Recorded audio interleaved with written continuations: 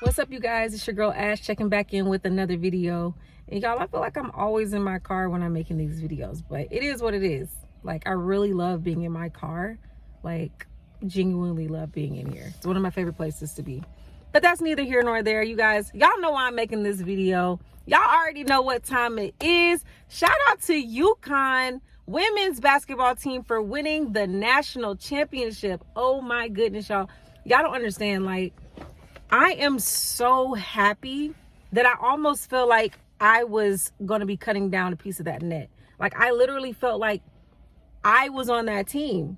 You know what I'm saying? This 2025, like, national championship and this 2025 March Madness bracket and everything that has gone into it has been very, very, very good, in my personal opinion. I feel like the women's game is continuously growing. We're starting to know more names than ever before. We're starting to really get to know these players and things like that through social media, through, you know, just TV and things like that. The platform is growing. We're starting to get more women commentators than ever. As a matter of fact, Gino Auriemma, when I think he was doing a press conference, and there was like an all women like panel of women that were asking him questions and things like that, and he even made a comment like, wow, this is like the first time I've ever seen this. So I'm just excited for all the opportunities that are coming for women, not only the current players, but women who have played before, who know the game, who are commenting on the game, who just understand what it's like being a woman and everything that goes into women's basketball. Like, I'm ecstatic, and I'm very happy. But let's get back to it, y'all. So UConn won the national championship, y'all. And if y'all go back to my other video, that was who I picked to win the national championship. I felt like this year was really, really good because there was two really good narratives that were going on. On one side, you have Dawn Staley, who is building a dynasty with South Carolina. She's been in 3 of the last 4 national championship games, 4 straight Final Fours, won 2 national championships in the last 4 years. So you have this narrative of her repeating, going back to back, coming off of a national championship last year.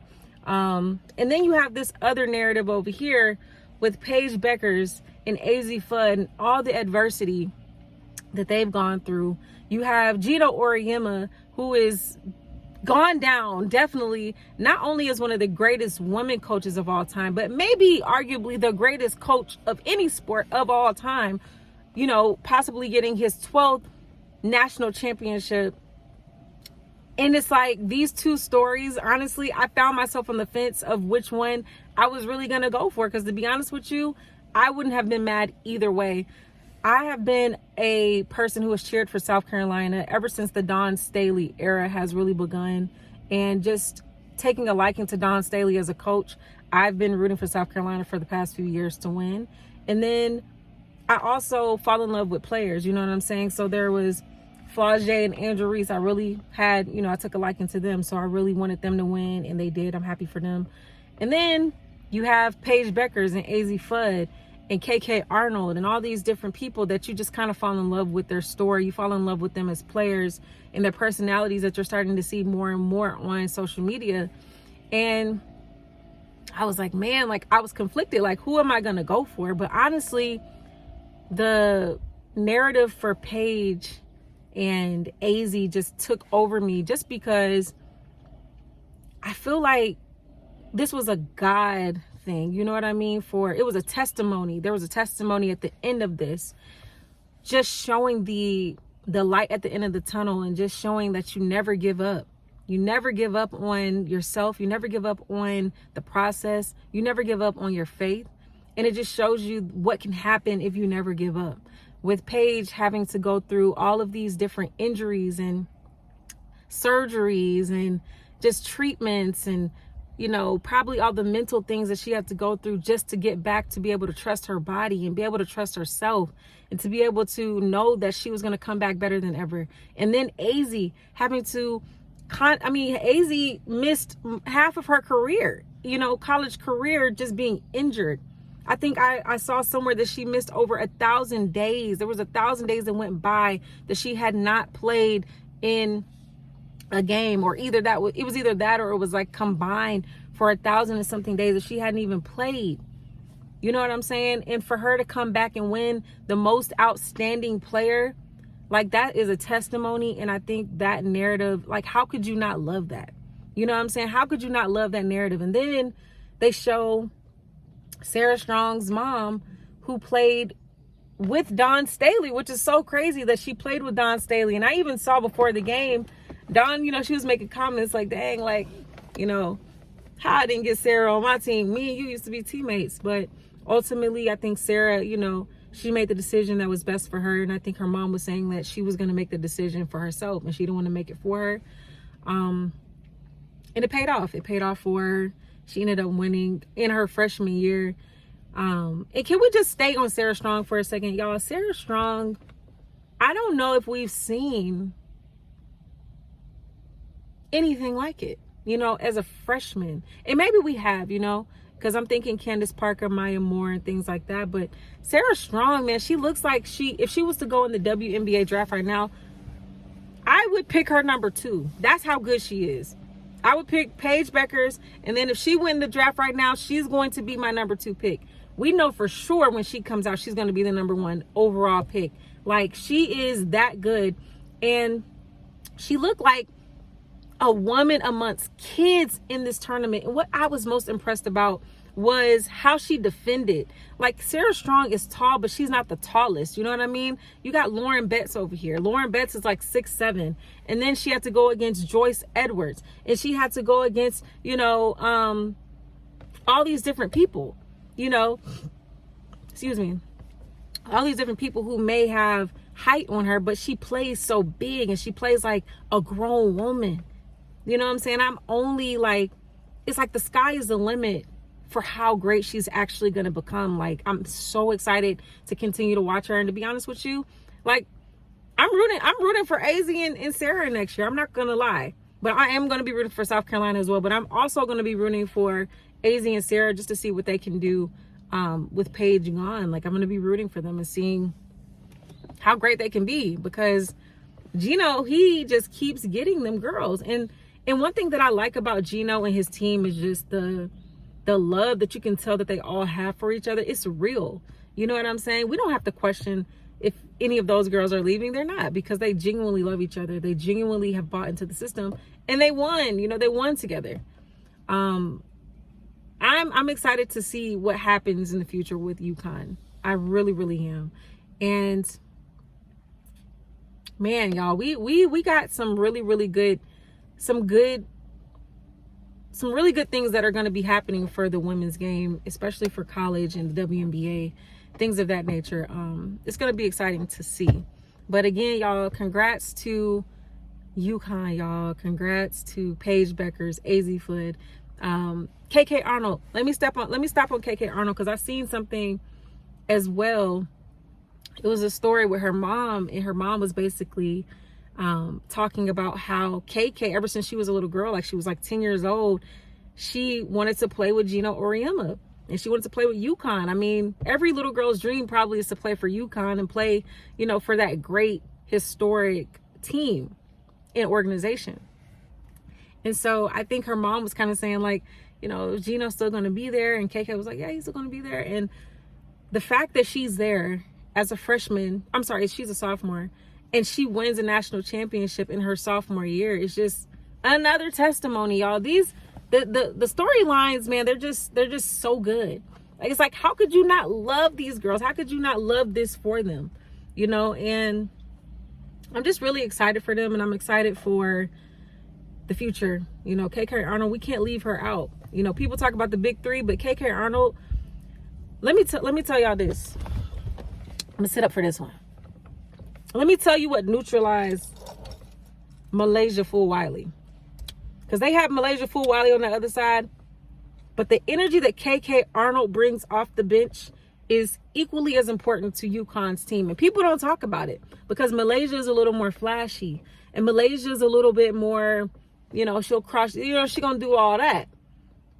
But KK Arnold's energy is just as important to UConn as Malaysia Fulwiley's energy is to South Carolina. And I think the energy match as far as the national championship went, it favored KK Arnold. Man, she just came in with this energy, and she defended Malaysia so well, and she plays hard. You know, she's gonna drive to the basket. She got a couple of and ones. Like, those are the things that matters. Those are momentum shifters.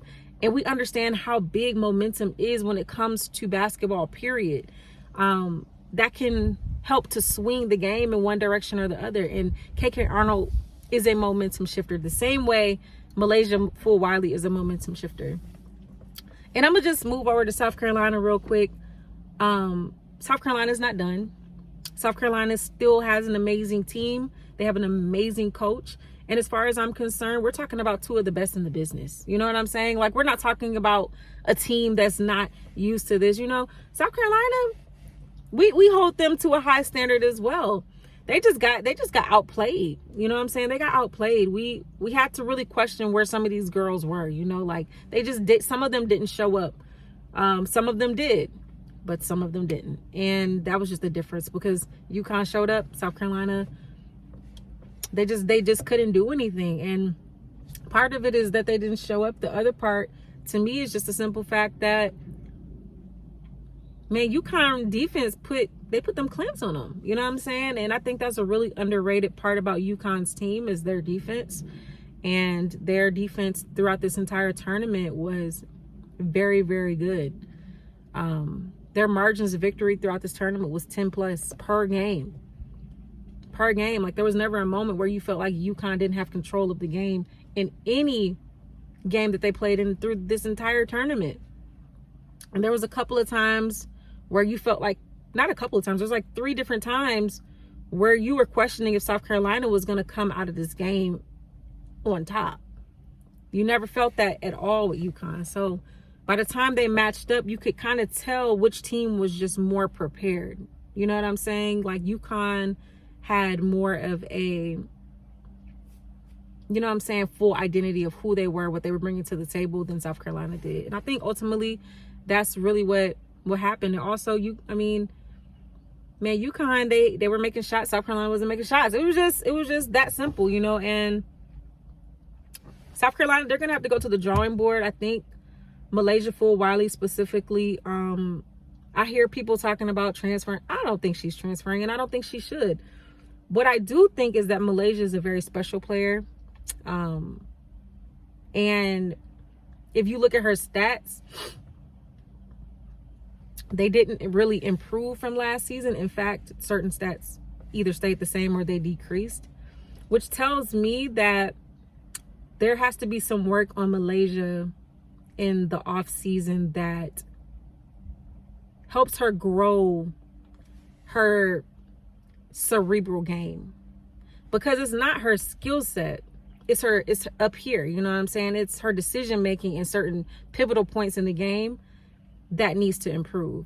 And I think it can improve, but I think that's where we need to start heading, because she's about to be a junior now. So she literally has 2 more years of eligibility. So now we have to start thinking, okay, yeah, you want to win another national championship, but what kind of player are you going to become in the sense of your next level, right? Your next after college. Who are you going to be in the W? Because this is the thing. Malaysia has the talent, probably some of the best talent we may have ever seen as far as just skills, pure skills. But what is going to get Malaysia to be on the Jackie Young level? You see what I'm saying? Or the Arike level, or the Jewel Lloyd level. You see what I'm saying? As a guard, like, what is going to get her to be on that level as a player mentally? And then what's going to get her defensively to be like Dejanay Carrington? You know, because I feel like that's where we need to be looking. You know, like, how are we going to get Malaysia to take the next step? Because she deserves to start. You know what I'm saying? Her talent, she deserves to start. And she's probably going to have to start next year. So we have to start thinking, like, how are we going to develop Malaysia? That's what I'm thinking at this point. Malaysia, in the role that she's in, it was cool for these last couple of years, and it has serviced them well. They made it to the national championship and they won the national championship with her on the team in this role. So now these other people are leaving. There's going to be a lot more of a demand on Malaysia, and I want to see how she takes a step forward in her junior year. I want to see her take a step forward as a guard that can just be smart and know when to take her shots, and also know how to make people around her better, because that's ultimately what we want to see. Malaysia's already good, but how is she going to impact everybody else? How is she going to make everybody else better? Because I'm pretty sure Malaysia, if she stays, which I'm sure she will, I'm pretty sure she'll be starting next year. All right, so that's my 2 cents on her. I think Dawn probably gonna have to get in the portal and get her another big. I love Joyce Edwards, but they're gonna need someone else. You know what I'm saying? I think they're gonna need like another big, maybe like somebody who like 6'5". You know, they're gonna need a big body. And then boom, we're gonna run it back. I think Raven's gonna end up coming back. I hope she ends up coming back. And yeah, you know what I'm saying? We gonna see what happens. We gonna see what happens. But y'all, that was one of the best championships and gratifying championships that I've seen. I just love seeing like a good happy ending story. Paige coming out on top, you know what I'm saying? 2 of the best coaches going head to head. I mean, all the narratives just made it that much better. But I'm not gonna talk y'all's ears off, y'all. I hope y'all have an amazing day. I hope y'all's day is beautiful as it is outside, because I'm about to get out here and enjoy this weather. But until next time, y'all, peace.